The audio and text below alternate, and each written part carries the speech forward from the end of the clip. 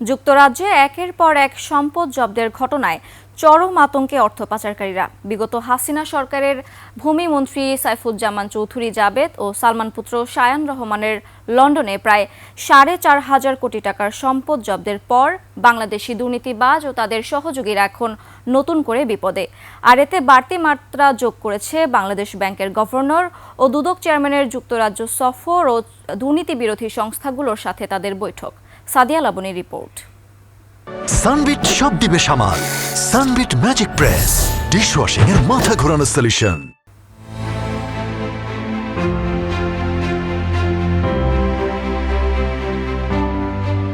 বাংলাদেশ ব্যাংকের governor doctor Ahsan H Mansur ও দুর্নীতি দমন কমিশন দুদকের চেয়ারম্যান ডক্টর মোহাম্মদ আব্দুল মোমেনের সদ্য সমাপ্ত যুক্তরাজ্য সফর অর্থ পাচারকারীদের মধ্যে নতুন আতঙ্কের সৃষ্টি করেছে। বাংলাদেশ থেকে লুণ্ঠিত অর্থ উদ্ধারে প্রধান উপদেষ্টা ডক্টর মোহাম্মদ ইউনূসের যুক্তরাজ্য সফর সঙ্গী হয়েছিলেন এই দুই প্রতিষ্ঠানের শীর্ষ ব্যক্তি।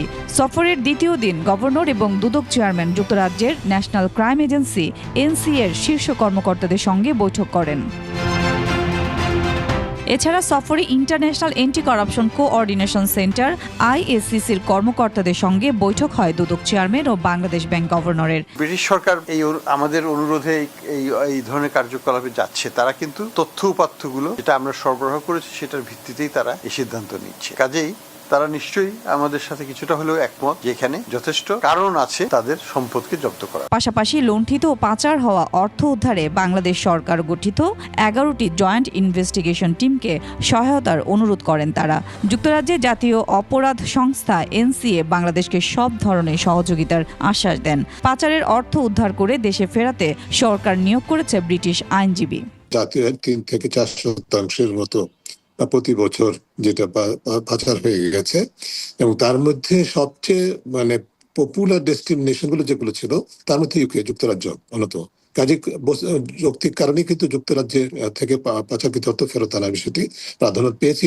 যুক্তরাজ্যের এনসিএ সম্প্রতি সালমান এফ রহমানের ছেলে আহমদ শায়ান ফজলুর রহমানের নামে নিবন্ধিত 90 মিলিয়ন পাউন্ডের একাধিক বাড়ি জব্দ করেছে, যার মধ্যে উত্তর লন্ডনের একটি বাড়িতে শেখ হাসিনার বোন এবং ব্রিটিশ এমপি টিলুফ সিদ্দিকের মা শেখ রেহেনা থাকতেন।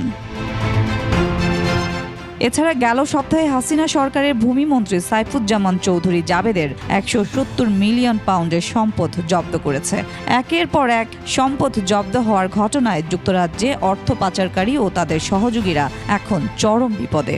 আমাদেরকে কথা বলছে পালানোর সময়ও পাবে না। আমরা কি চোর না আমরা টাকা? সাদিয়া লাবনী, একুশে টেলিভিশন।